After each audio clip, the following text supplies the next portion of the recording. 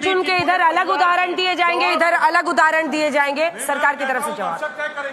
दक्षिण कश्मीर के जिलों के उदाहरण दे रहे हैं। मैं पूछना चाहता हूं, दिल्ली में धमाके हुए किसकी सरकार थी? मुंबई में धमाके हुए किसकी सरकार थी? गुवाहाटी में धमाके हुए किसकी सरकार थी? लखनऊ, फैजाबाद, वाराणसी, सूरत, हैदराबाद, चेन्नई, बेंगलोर, चलती ट्रेन में धमाके किसकी सरकार थी? चलती बस में धमाके किसकी सरकार थी?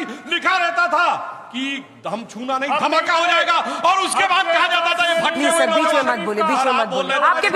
आपके बीच में उन्होंने नहीं बोला भाई जी, नहीं बोला सर, प्लीज सर। बात ये समझिए, जब पूछा गया तो क्या पूछा गया? सिर्फ एक बात नहीं कह रहा हूं, भारत के 1 दर्जन से अधिक राज्यों के लोग मारे गए, ये लड़ते हैं ना। इनके कर्नाटक के मंत्री ने कहा था कि उत्तर भारत वाले टैक्स कम देते हैं, हम ज्यादा देते हैं। छोड़ा क्या प्रांत के नाम पे? जो कहते भाषा पे लड़ाओ, तमिल और हिंदी पे, मराठी और हिंदी पे, छोड़ दिया क्या किसी मराठी को या किसी तमिल को? जो कहते जात पे लड़ाओ, किसी को छोड़ दिया?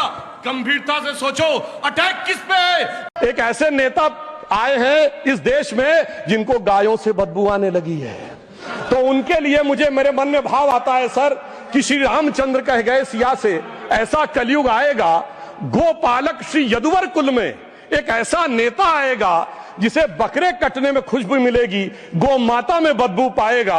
रामचंद्र कह गए सिया से, कैसा कलयुग आएगा। अब सर मैं एक और बात भी कहना चाहता हूं, हम किनको मानते हैं सर? नजीर अकबराबादी को सुनिए, कृष्ण भक्त के लिए क्या कहा। सर मैं एक बोलना चाहता हूं, बुल्ले शाह ने क्या कहा? बुल्ले शाह ने कहा, अभी होली गुजरी है, उसने कहा था आज होली खेलूंगी मैं, कर बिस्मिल्लाह। उन्होंने आगे कहा, अलस्तु बिरबिकुम प्रीतम बोले, सब सखियों ने घूंघट खोले, नाम नबी की रतन चढ़ी, सुनिएगा, नाम नबी की रतन चढ़ी और बूंद पड़ी अल्लाह अल्लाह, आज होली खेलूंगी मैं, कर बिस्मिल्लाह। तो मैं भी कहता हूं, अब बिस्मिल्लाह करिए। आप बताइए, दुर्गंध पसंद करते हैं इसीलिए गौशाला बना रहे हैं, हम सुगंध पसंद कर रहे थे इसलिए इत्र पार्क बना रहे थे। अब मैं इस पे बोलना चाहता हूँ, देख के मुझे क्या लग रहा है कि श्री रामचंद्र कह गए सिया से, ऐसा कलयुग आएगा, वो पालक श्री यदुवर कुल में ऐसा नेता आएगा कि बकरे कटने में खुशबू लगेगी और गोमाता में बदबू पाएगा। और एक और बात कहना चाहता हूँ, एक मिनट, और जिसको सबसे ज्यादा दुर्गंध नजर आती है तो मैं कहना चाहूंगा, गोमूत्र का anti fungal anti bacterial medicinal patent है यूएस में, पेटेंट नंबर है 6410059। अखिलेश यादव जाके देख लो।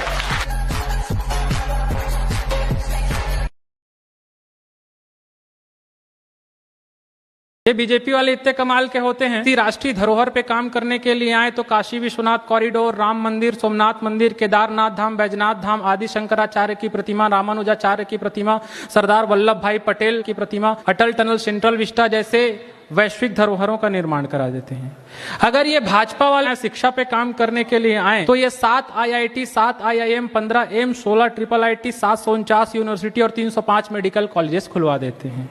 अगर ये भाजपा वाले आम आदमी के लिए काम करने पे आए तो जनधन योजना, GST योजना, उज्ज्वला योजना, उजाला योजना, मुद्रा योजना, स्वनिधि योजना, उड़ान योजना, अग्निपथ योजना, स्वामित्व योजना, समर्थ योजना, सौभाग्य योजना, पहल योजना, आयुष्मान भारत योजना, आयुष्मान सहकार योजना, मातृत्व वंदना योजना, गर्भावस्था सहायता योजना, स्त्री स्वाभिमान योजना, बालिका अनुदान योजना, सुकन्या समृद्धि योजना, स्मार्ट सिटी योजना, अमृत सिटी योजना, अंत्योदय अन्न योजना, PM गरीब कल्याण अन्न योजना, PM कुसुम योजना, PM वाणी योजना, PM वय वंदना योजना, PM धनलक्ष्मी योजना, PM रोजगार गारंटी योजना, PM छात्रवृत्ति योजना से लेकर के 200-250 योजनाएं चलवाते हैं, लेकिन कहीं भी अपना या अपने खानदान के किसी भी व्यक्ति के नाम से कोई योजना नहीं चलवाते।